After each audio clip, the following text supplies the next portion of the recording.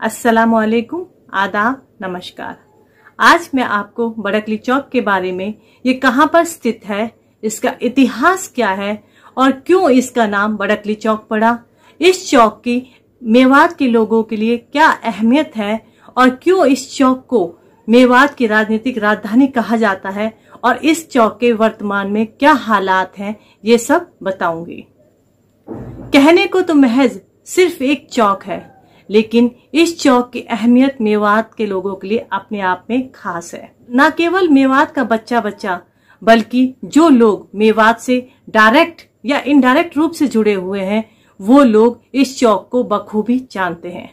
ये चौक नुहू से और पुन्हाना से 23 किलोमीटर की दूरी पर है, फिरोजपुर झिरका से 16 किलोमीटर की दूरी पर है और नगीना से सिर्फ महज 2 किलोमीटर पर स्थित है। गुजरे जमाने में यातायात के साधनों का अभाव हुआ करता था और पब्लिक ट्रांसपोर्ट में टेम्पो, मेटाडोर और जुगाड़ आदि चला करते थे। ये सब पब्लिक ट्रांसपोर्ट छोटी दूरी तय किया करते थे। जब भी लोगों को इन 3 तहसीलों में नुहू, फिरोजपुर झिरका और पुन्हाना आना जाना पड़ता था, तो पहला स्टॉप बड़कली चौक हुआ करता था और फिर इस चौक से दूसरी जगह के लिए सवारी लेनी पड़ती थी। कहने का मतलब ये है कि जब भी लोगों को इन 3 तहसीलों में आना जाना पड़ता था और पब्लिक ट्रांसपोर्ट का इस्तेमाल करना होता था, तो इसी चौक से गुजरकर जाना पड़ता था।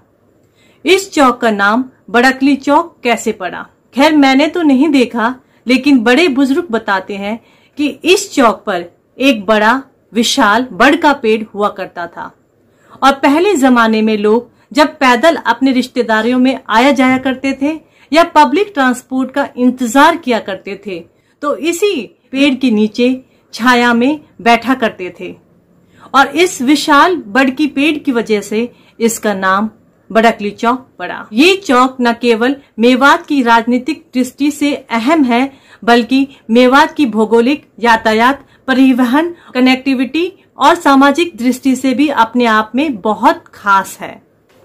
आज बड़कली चौक मेवात के प्रमुख स्थानों में है। कभी यहाँ पर वीरान जंगल हुआ करते थे, लेकिन आज यहाँ बाजार लगे हुए हैं।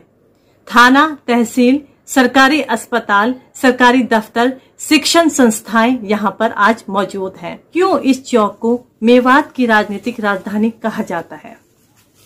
ये चौक मेवात की 3 विधानसभाओं नुहू, पुन्हाना, फिरोजपुर झिरका का संगम है। 2009 के परिसीमन से पहले इस चौक के आसपास के गांव नुहू विधानसभा में आते थे, लेकिन परिसीमन के बाद ये सारे गांव फिरोजपुर झिरका में सम्मिलित हो गए। मेवात के लोगों की शुरू से ही राजनीति में दिलचस्पी रही है और जैसा कि हम सब लोग जानते हैं कि चुनाव का मौसम लगभग पूरे साल चलता रहता है। कभी विधानसभा चुनाव आते हैं, कभी लोकसभा चुनाव, कभी नगर परिषद के, कभी नगर निगम के, कभी पंच सरपंच के चुनाव आते रहते हैं। चुनाव का माहौल हो और चर्चा ना हो, और वो भी मेवात में, ऐसा हो ही नहीं सकता। विधानसभा के परिणाम आने के बाद महज 2-3 दिन के बाद ही अगले विधानसभा चुनाव की चर्चा इस चौक पर शुरू हो जाती है और सब लोग अपने अपने गुट के नेता को अपना एमएलए बना देते हैं। चर्चा सिर्फ एमएलए बनाने तक नहीं होती, बल्कि देश प्रदेश की सरकारें भी यहाँ के लोग अपने मन मुताबिक बनवा देते हैं। मेवात के ज्यादातर महत्वपूर्ण अनशन, आंदोलन, धरना प्रदर्शन इसी चौक पर हुआ करते हैं। बड़कली चौक मेवात का दिल है। इस चौक पर सभी पार्टियों की रैलियां होती हैं और देश प्रदेश के बड़े नेताओं का इस चौक पर आवागमन लगा रहता है। चुनाव होने के बाद अगर आपको चुनाव परिणामों की सटीक जानकारी चाहिए, तो आप इस बड़कली चौक पर आ सकते हैं।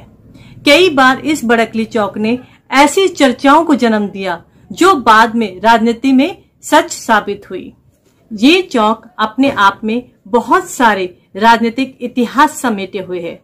अगर आपको आने वाले विधानसभा या लोकसभाओं की चर्चाओं में शामिल होना है या उनके रुझान जानने हैं, तो आपका इस बड़कली चौक पर स्वागत है, अभिनंदन है। जय भारत, जय